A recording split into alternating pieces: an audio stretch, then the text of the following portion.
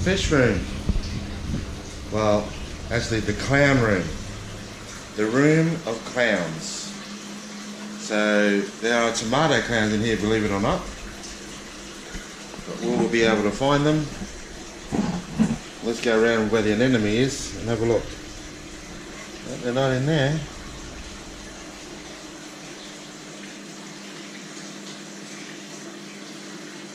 Oh, there's one.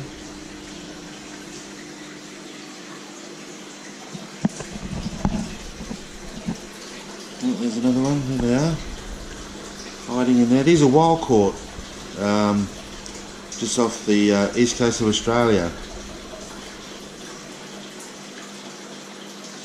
So I'm hoping to breed them so that we don't have to keep taking them out of the ocean or off the reef. I was lucky enough to get a bit of rock with a bit of soft coral on it here. A piece broke off, but it was in the bag, so I stuck it up the back here and leaned that rock against it, and as you can see, it's taken off pretty well. So there you go, it's all good. So this is the cave. We have a nice sump in here. Let's turn the light on. Wood comes in through a sock, through some mechanical media, into the stones, through the back, just pump back in again. Fairly simple idea. There's only 2 fish in here and a few clean-up snails, that little bit of coral, and 2 anemones. So I think that should be enough. Over here we have a leady 80 that's been customised. We have a couple of skunks in the back there. There's one in the pot.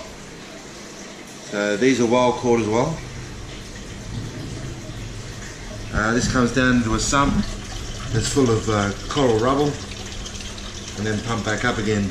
So 6 fish. These are what I thought were Wyoming whites, and they still might be yet because they're still quite young. They do have a bit of orange on them. This one here in the front has got orange on his fins and the black. Beautiful fish. This particular lighting is not real good, but they actually look a little bit bluish under proper lighting. And then we have our little beauties here. There'll be a little while yet before they grow big enough to be able to start breeding, but they've all got pots. Everything's going well. So there are 7 pairs, so we've still got a fair bit to go. And we come over to the 3 foot. We've got a nice couple of wild caught ocellaris, so we'll be able to breed those to keep the colours fine. And then we've got a couple of black with some bullet holes. Look at that. This tank hasn't been set up that long and the lighting isn't right, but I'm not growing coral in here, so I really only need to keep an eye on the fish, and the fish seem to don't mind it at all. And here are the latest additions. There's one in the pot there. Looks like he's cleaning up already. And they're too young to breed, but who knows what's going on there. There you go. So this comes down into a sump, through a sock, comes down underneath, back up, got a little bit of live rock there, back up over the top, through a screen, drops down, aerates it all, got those bio balls in there. There's enough there for Olympic swimming pool, I think. Comes back out, gets pumped back up again, and back into the tank. So that's the go. The next thing to do, of course, is to I've got to build a tank now to raise the young. So I'm thinking about going with a 6 foot tank with 1 foot dividers in it, and run big air thing like this with a couple of the air stones for the pots, get them up and going, And then I've got to get copepods, amphipods and the like growing for feeding. But I'm very, very pleased with what's going on. So this has only taken me a few weeks to get going. A lot of this coral in here is fake, but it's just there to pretty it up a little bit. I've got boxes of the stuff here, fairly cheap. And yeah, makes the fish feel at home. This is almost like a display tank. So yeah, those tomato clowns, they'll come out if I go grab the food. What's the bet? Grab a little bit of flake. We'll see what happens. Excuse me while I unwind it. It's a bit hard doing all this by yourself. Hang on to the camera as well. So I don't turn the pumps off when I'm feeding. I'd rather any uneaten food get taken into the sump, into that sock, and then dealt with, take it out. I have about 8 skimmers, but I'm not using any skimmers at the moment. I'm not really sure that I want to keep adding all this to the tanks. I'm trying to keep it as simple as possible. And well, they're not coming out. They must be camera shy. Oh, here we go. Look at that. There they are. They are absolutely gorgeous. You can tell they're wild caught because they're a bit skittish. I'll try and stand still. Here we go. Come on out, baby. I don't have names for the fish.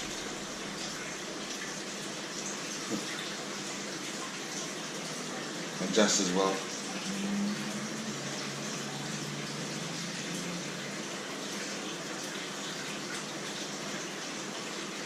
I've got the Kessel light on the top there, and that's doing a nice job of creating a relaxing area. I've got to put a 2-seater lounge suite in here so I can sit back and relax, keep an eye on the fish, what's going on. Had a little bit of problems with this particular tank, with the plumbing. We'll just go around the back and have a quick look. I hadn't put any tape on them, screwed them all up as tight as I could, thinking that would be alright. I've done that before, never had a problem. But each and every one of them had one little drip out of it. And it didn't happen for about a week. And yesterday and today, water all over the floor. As you can see, we've got towels around, drying it up, but I've got some good old trustworthy plumber's tape, plumbed it all up, and all good now. Just gonna dry it all out, put the steam mop over it, keep it all nice and clean. So this is my hobby, and I love it.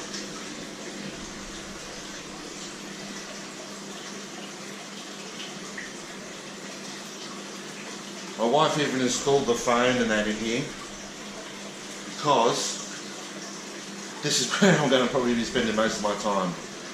Man, I love these guys. I might have to move that nitrate thing because it's causing a lot of problems for looking at them.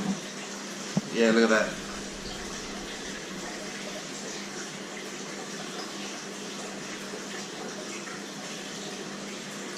Very unusual. So Wyoming whites or platinum, well, we could make something up if we wanted to. We could call them, I live at Caboolture, we could call them Caboolture whites.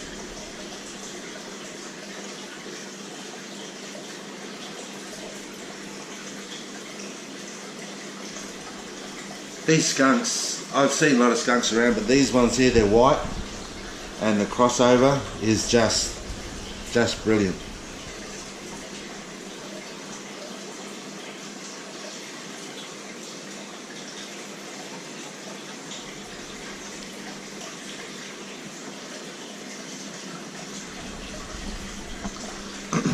I can't remember what we call these. PICASSOs. I've only had these guys for a week or so, maybe 2, and they've grown significantly larger. I got them from a batch that are the same as these guys here. So I'm hoping I can feed these up and get them going pretty well. They're interested in the pot, which I'm really, really excited about. These guys here, not so much.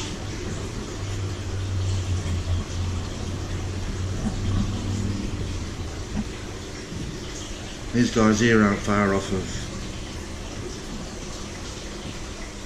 breeding size, so I put the fake coral in there just to keep them, make them feel a little bit about what's going on. Alright, well that just about sums it up. Like I said, the 6-foot tank with 6 dividers in it for growing. No sump, just run the air through it and raise the babies, and then, well, the fry. I hate it when people say babies, I just did it myself. Raise the fry on rotifers, cabbage that. So I've got to get a batch of stuff going on outside. I've got a pond just outside this window here, which is about 15 feet long, about 3 feet deep by about 10 feet wide. Turn that into salt water. Maybe be able to grow all the stuff I need in that. Throw some coral rubble in the bottom of it, and wait and see what happens. Get a culture. Anyhow, thanks for watching. See you all next time.